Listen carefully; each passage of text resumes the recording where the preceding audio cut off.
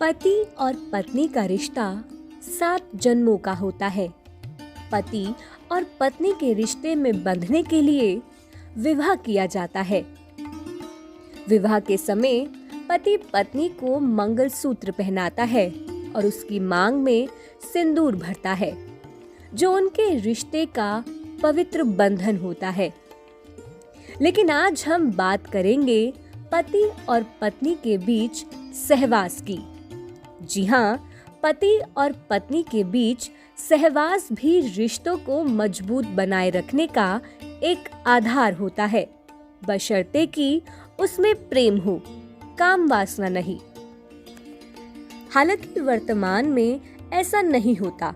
इसका कारण है सहवास के प्राचीन नियमों की समझ का नहीं होना।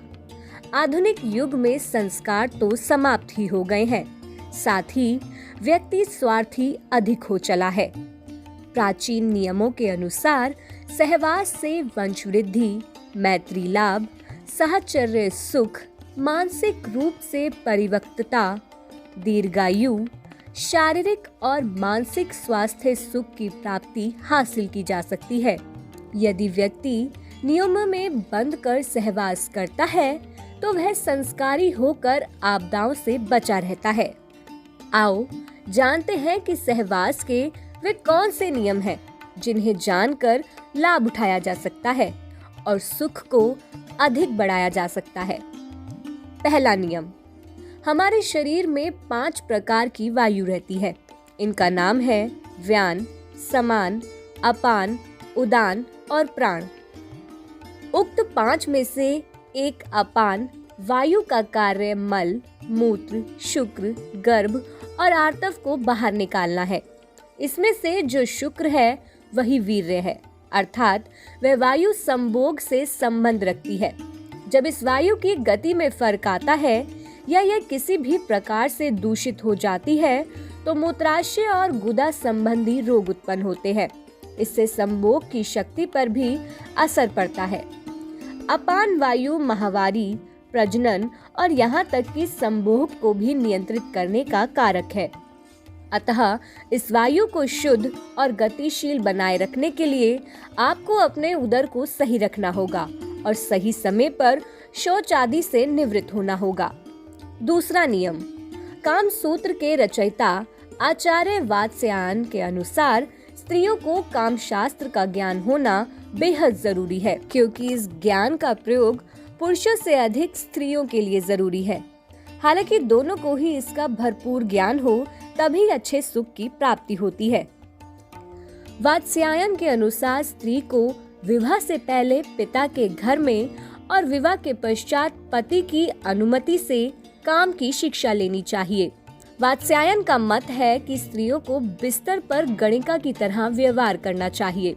इससे दाम्पत्य जीवन में स्थिरता बनी रहती है और पति अन्य स्त्रियों की ओर आकर्षित नहीं हो पाता तथा पत्नी के साथ उसके मधुर संबंध बने रहते हैं।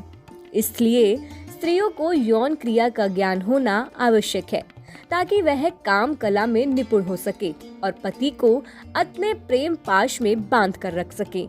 आचार्य वात्स्यायन के अनुसार एक कन्या के लिए सहवास की शिक्षा देने वाले विश्वसनीय व्यक्ति हो सकते हैं, जैसे दाई, विश्वास पात्र सेविका की एक ऐसी कन्या जो साथ में खेली हो और विवाहित होने के पश्चात पुरुष समागम से परिचित हो। विवाहित सखी, हम उम्र मौसी या बड़ी बहन, अधेड़ या बुढ़िया दासी, बड़ी बहन, ननद या भाभी जैसे संभोग का आनंद प्राप्त हो चुका हो। उसका स्पष्ट बोलने और मधुर बोलने वाली होना जरूरी हो ताकि वह काम का सही ज्ञान दे सके। तीसरा नियम, शास्त्रों के अनुसार कुछ ऐसे दिन भी हैं जिस दिन पति पत्नी को किसी भी रूप में शारीरिक संबंध स्थापित नहीं करने चाहिए, जैसे अमावस्या, पूर्णिमा, चतुर्थी, अष्टमी, रविवार, संक्रांति, संधिकाल, श्राद्ध पक्ष, नवरात्रि, श्रावण मास और ऋतुकाल आदि में स्त्री और पुरुष को एक दूसरे से दूर ही रहना चाहिए। इस नियम का पालन करने से घर में सुख, शांति, समृद्धि और आपसी प्रेम सहयोग बना रहता है। अन्यथा ग्रह कलह और धन की हानि के साथ ही व्यक्ति आकस्मिक घटनाओं को आमंत्रित कर लेता है। चौथा नियम, रात्रि का पहला प्रहर रति क्रिया के लिए उचित समय है।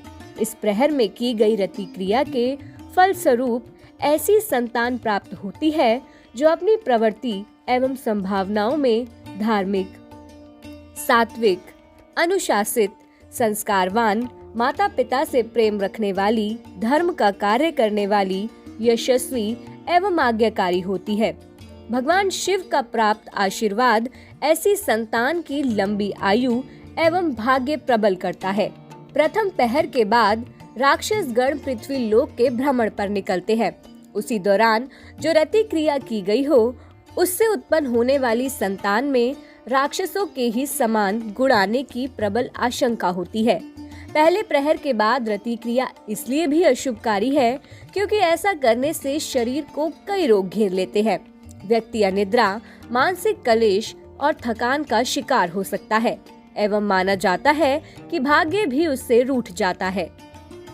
पांचवा नियम, यदि कोई संतान के रूप में पुत्रियों के बाद पुत्र चाहता है तो उसे महर्षि वात्स्यायन द्वारा प्रकट किए गए प्राचीन नियमों को समझना चाहिए।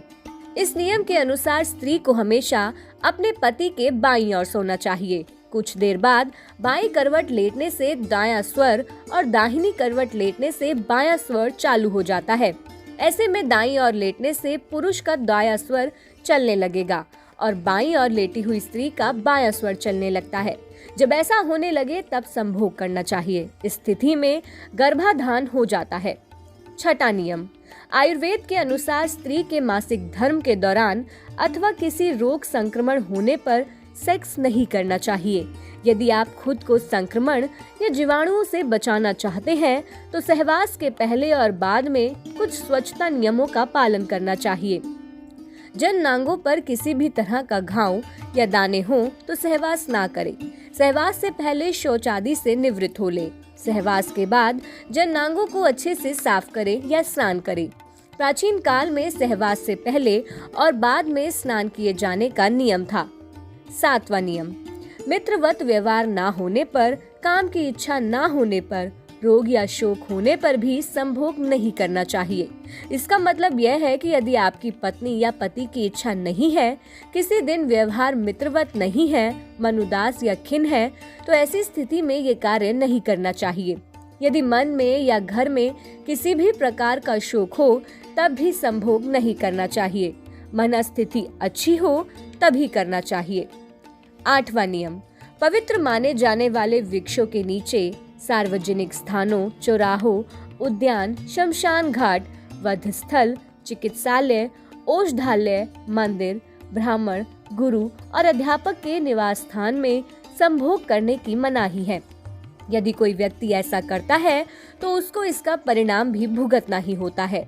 नौवां नियम, बदसूरत, दुष्चरित्र, अशिष्ट व्यवहार करने वाली तथा अकुलीन परस्त्री या पर पुरुष के साथ सहवास नहीं करना चाहिए। अर्थात व्यक्ति को अपनी पत्नी या स्त्री को अपने पति के साथ ही सहवास करना चाहिए। नियम विरुद्ध जो ऐसा कार्य करता है वह बाद में जीवन के किसी भी मोड़ पर पछताता है। उसके अनैतिक कृत्य को देखने वाला ऊपर बैठा है। 10वां नियम, गर्भकाल के दौरान दंपति को सहवास नहीं करना चाहिए। गर्भकाल में संभोरग होते हैं तो भावी संतान के अपंग और रोगी पैदा होने का खतरा बना रहता है। हालांकि कुछ शास्त्रों के अनुसार 2 या 3 माह तक सहवास किए जाने का उल्लेख मिलता है, लेकिन गर्भ ठहरने के बाद सहवास नहीं किया जाए तो ही उचित है। 11वां नियम, शास्त्र सम्मत है कि सुंदर दीर्घायु और स्वस्थ संतान के लिए गडांत, ग्रहण, सूर्योदय एवं सूर्यास्त काल, निधन नक्षत्र, रिक्ता तिथि, दिवाकाल, भद्रा, पर्वकाल, अमावस्या, श्राद्ध के दिन, गंड तिथि, गंड नक्षत्र तथा 8वें चंद्रमा का त्याग करके शुभ मुहूर्त में संभोग करना चाहिए।